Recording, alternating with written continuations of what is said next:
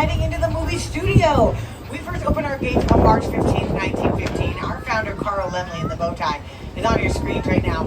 It was always his dream to make a movie-making city, that's the city you're in right now, Universal City, and to invite guests just like you into that city to see movie-making in the flesh. And that's what we're giving to you right now at the studio tour. To your right-hand side, everyone's favorite feminine phenomenon, Megan, is coming back from Megan 2.0, June 27. Happy Pride. To your left-hand side, we've got our brand new roller coaster, Fast and the Furious Hollywood Drift.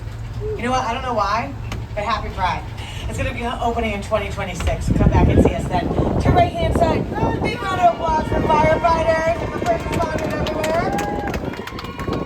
Thank them for their service. Here in Southern California, we understand the importance of a sacrifice that first responders make.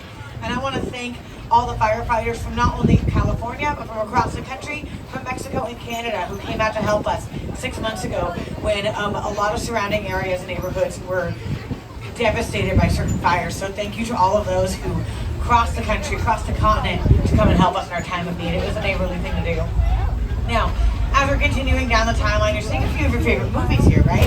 These are just a few examples of the over 8,000 movies. Movies like The Sting, Lady Sings the Blues, Bruce Almighty, or one of my holiday favorites, Home Alone 2, Lost in New York. This is where Kevin McAllister stood on the roof throwing bricks down at the sticky bandits. But folks, these sets can bring us anywhere we want to go. They can also bring us any when we want to go. Let's travel back in time.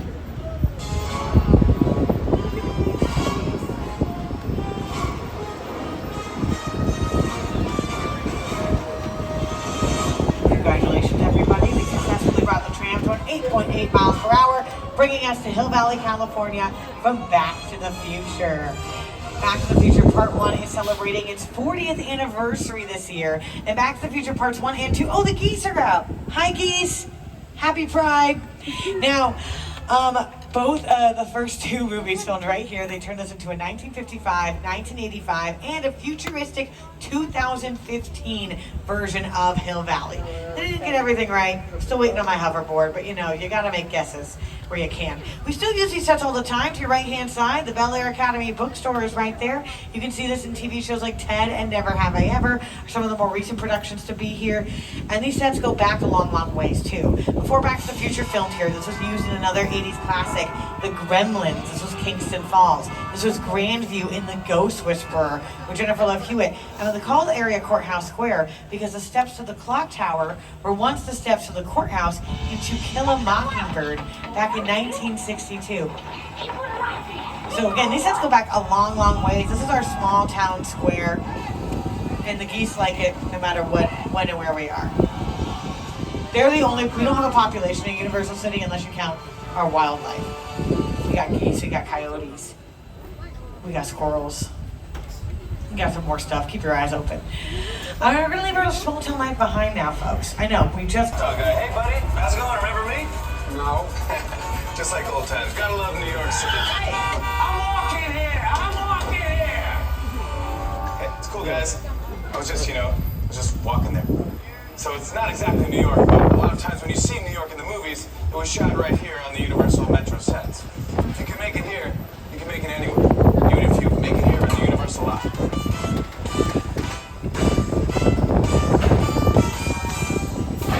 This street is named after New York, but it hasn't only played New York. This was Chicago and the Blues Brothers, San Francisco and Dirty Harry, Los Angeles and Transformers. Take a look to your left and right hand sides. You can see through the facades, through the windows, through the open doors, even on the sidewalks. It's a lot of details missing that would make this look like a real, living, functioning city. Parking meters, stop signs, park benches, bus stops, newspaper stands, all that jazz. Inside of the buildings, you're going to want to have displays, not to mention all the people, picture cars parked. All those details have to be individually chosen for every single production to bring you accurately into the right time period and location. We'll get back into how we decorate our urban jungle in just a little bit, but first we have an adventure awaiting us in the more fantastical jungles of Skull Island, brought to life by director Peter Jackson. It's the original King Kong that made me want to direct movies. I saw that movie on TV when I was about 8 or 9 years old. I wanted to become a filmmaker.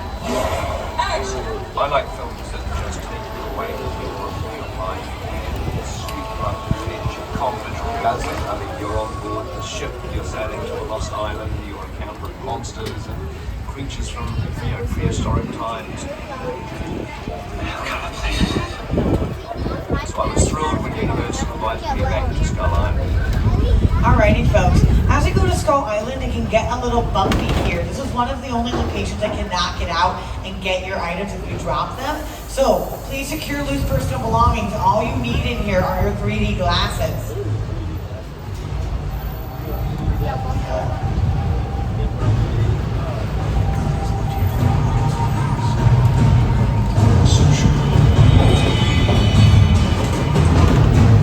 As we make our return to Skull Island, adventure awaits us. Remain seated, hold on tight. Keep your arms and legs inside the vehicle, and no flash photography. It could really disturb the wildlife. Now, put on your 3D glasses and say hi to King Kong for me.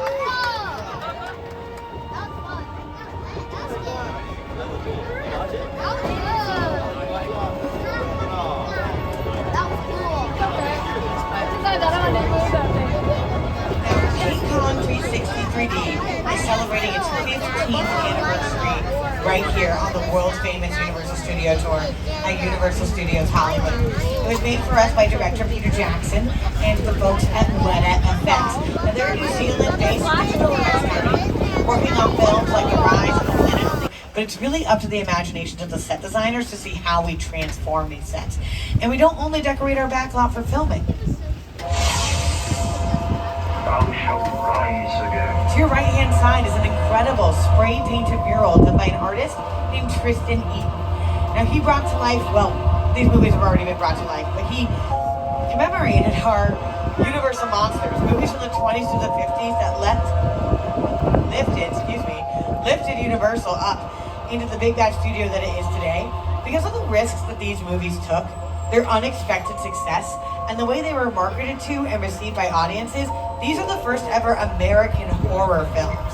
And they were made right here in Universal City. And whether you're a horror fan or not, you cannot deny that it is one of the most diverse, creative, inclusive, and independent genres out there, continually pushing cinema into different unexpected directions. Despite its lack of awards recognition. To your left-hand side, we've got sound stages 30 and 31, home to The Voice. Now, Reba McEntire is coming back to coach this next season. I'm very excited to have her back. You know what they say about Reba? She's a single mom who works 2 jobs. loves her kids and never stops, and that never stops being true because her second job is also right here on the backlot, Happy's place, right next door. She's in a sitcom on NBC. You know what I gotta say? If you're gonna work two jobs, you can't ask for a better commute. They're right next door to each other. And in front, if she ever wants to do some like aquatics, like we're gonna have the Olympics, maybe she could do some water ballet. We've got our man-made water feature here. This is where Paul Robeson sang the song Old Man River in the musical Showboat alongside Hattie McDaniel, who was the first black person to win an Academy Award. But this is also the home of one of our most beloved of the Universal monsters, the creature from the Black Lagoon. Now the creature just celebrated his 70th anniversary. He doesn't look a day over 25, if you ask me. Before that 70th birthday, he went right across the street to celebrate with the rest of his friends in Little Europe.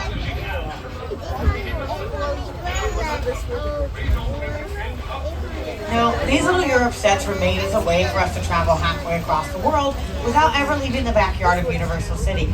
And they brought us to places like Italy, Germany, France, Spain, Transylvania for movies like Dracula, Frankenstein, The Hunchback of Notre Dame, The Invisible Man, and more. But don't worry, Little Europe is not just a place of nightmares. In more recent years, it's been a place of fairy tales. Everyone, look out the window. Welcome to Genovia. This was the fictional country of Genovia in The Princess Diaries 2, a royal engagement starring Anne Hathaway and Julie Andrews. To your left-hand side, there was once a facade that stood as a blacksmith shop, marking where young William Turner met Captain Jack Sparrow for the first time. In Pirates of the Caribbean, Curse of the Black Pearl, displayed pockets of Tortuga and Port Royale. The street that we're on right now was used for American royalty. Well, as close to American royalty as we're ever gonna get, which is America's favorite celebrity couple, Miss Piggy and Kermit the Frog in the 2011 film The Muppets. And to your right-hand side, this area is called the Court of Miracles. It's actually named after a real place. The Court of Miracles is a courtyard outside the Notre Dame Cathedral in Paris, France. And we named it that because the Hunchback of Notre Dame, famously said there, did film some scenes right here if you do a stunt, if you rig an explosion, if you have a bunch of water sprayed on somebody, monsters doing any kind of like real makeup, all of that can fall into the practical effects category. And we're going to get a practical effects demonstration today on the tour. We're going to see what it's like to film with a live practical effect here at our metro station. This metro station can be anywhere in the world, but today we're in my hometown of San Francisco. I think we are in the future though, because I've never heard of a Pacifica Express. I wish they would add that to the lines. But we have everything set up. Our lights, camera, effects are set up. All we need is a little action. So on the count of 3, we're all going to say the word action. 1, 2, whoa. Okay, not the kind of action I was expecting. Might want to hold on a second.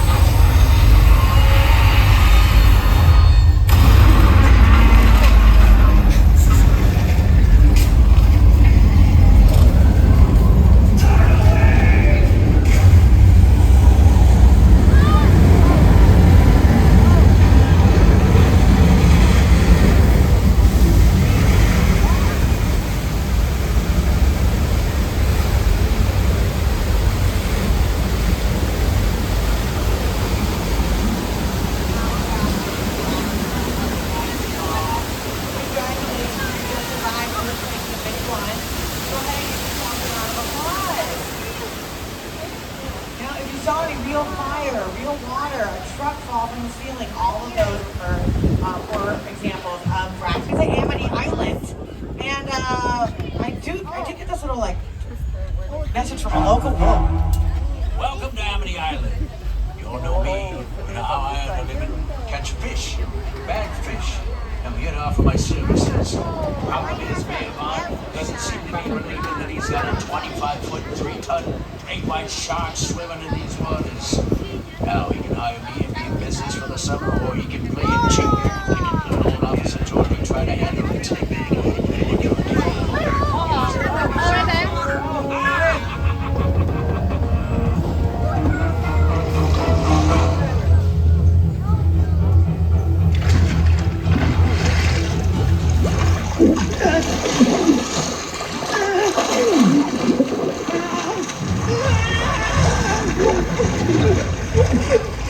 What do you do?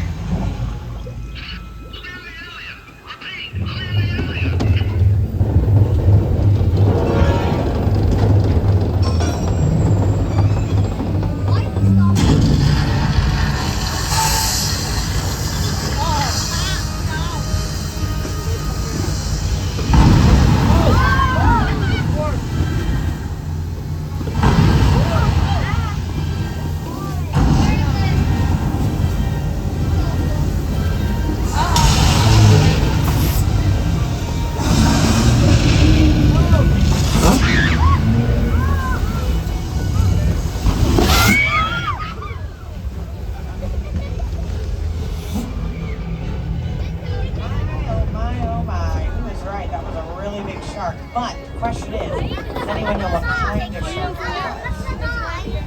Great white? Great white? That's a really good guess, you guys. It's actually a mechanical shark. You were so close. This mechanical shark works very well for us here on the tour. However, on the set of Jaws, their mechanical sharks barely worked properly. They had so many problems. They nicknamed the production flaws. Almost didn't have a movie. But I've seen Jaws. It's a pretty good movie. They did a pretty good job. Okay, it's the first ever summer blockbuster for a reason, and that's because of the editor, Verna Fields. She's the one who had the idea to get footage from the perspective of the shark, turning Jaws into the incredible suspense thriller we know and love to this day. So thank you, Verna, for saving cinema, giving us the first ever summer blockbuster. Happy 50th anniversary to Jaws. And now we're going into our Old Mexico sets. Jaws may be our most popular attraction on the tour. It is not the first. This is the first. A simple weather demonstration. You see, because waiting around for real rain in Southern California is a lot like waiting for Chad Michael Murray at the end of a Cinderella story. Useless and disappointing. So, we had to learn how to make our own rain here on the backlot. This is how we do it. To get this very realistic looking rain, you use a high-tech Hollywood device. It's called a sprinkler. And you also use things like strobe lights and speakers to pepper in some ambiance. Little lightning, thunder. And I think this is perfect. I could sit here all day long, really let the rain fall down and wake my dreams, wash away my sanity, and come clean. I just want to feel the thunder. I want to scream. Oh, you might want to scream for help. I did just get a flash flood warning, so do whatever you got to do with that information.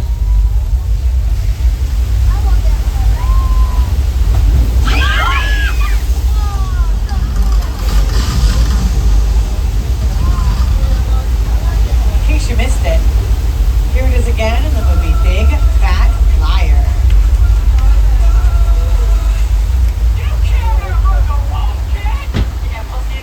Starring my favorite Lizzie McGuire guest star, Frankie Muniz, Comedic Genius, Amanda Bynes, and everyone's favorite actor, Paul Giamatti, and his stunt double.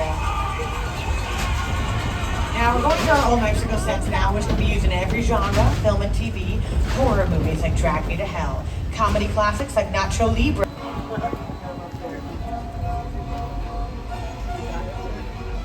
We have another anniversary, folks. 65th anniversary of Psycho. And as you continue up the Psycho path, it looks like we will have Norman Bates waiting at the house for us. Now, this is the original Psycho house. When they first built it for the first film, they just built the front and the left side. That's all you ever see in the first Psycho movie in 1960. And then they built around it, but this is the exact same structure. It It was built in 1959 for the same film. And Norman's never left. Let's say hi to him, shall we? Hey, Norman. How's your day going, buddy? Oh, bad. It's going bad. Bye, buddy. Hope you find your dad. Okay, as we leave the psycho house behind, it's kind of going to give me nightmares. So we're going to go into another nightmare so I can eventually get into a daydream.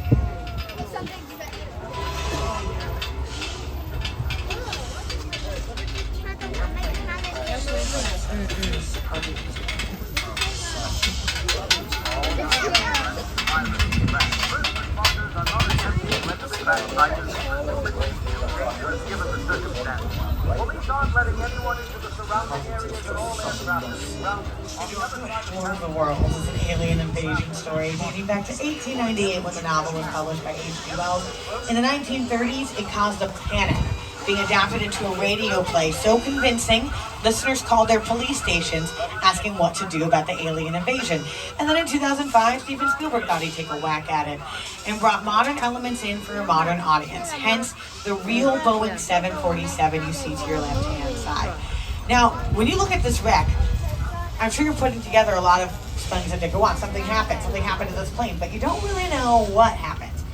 You don't know what happened to the people. You don't know what happened to the plane, how it crash landed here. You don't know who did this to the plane.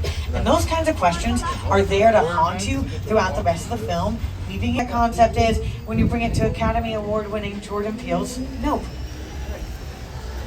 Movie magic only happens when a team of collaborators, often in the hundreds, work together to take an impossible mission and bring it to life. This is Jupiter's Claim, a nostalgic, small-time Southern California amusement park owned by former child star Ricky Jude Parker.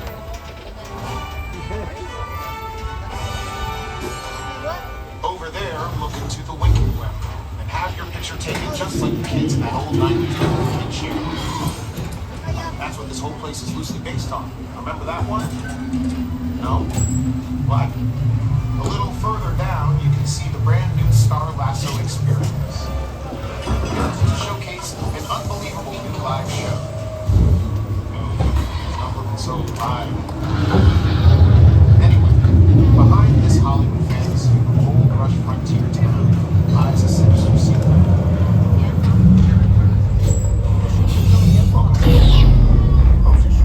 Whoa, what do you mean? What do you mean? What do you mean?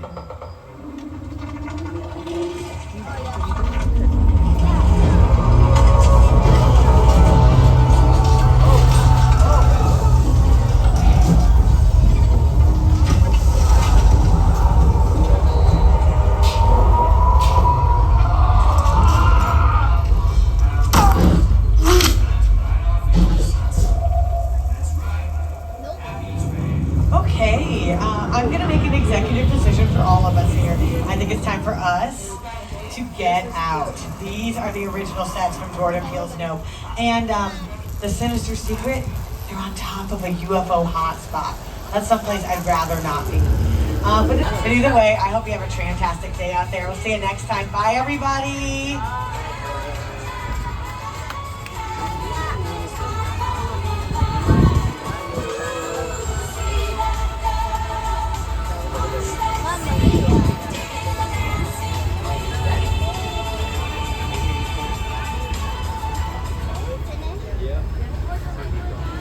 Alrighty, folks, please remain seated until the gates open on your left-hand side. Now, if you have any questions for me about the movies, about the tour, about the theme park, about life, I will do my best. We just want to high five. Meet me by the studio directory, and I can help you out there. But for now, again, stay seated until our wonderful studio tour ambassador team comes here to open your gates. Make sure you give them a big thank you. They're the ones that run our attraction. You're going to turn in your 3D glasses here to the silver and blue receptacles, and then you're going to go have a great day in the theme park. Thanks again, everybody.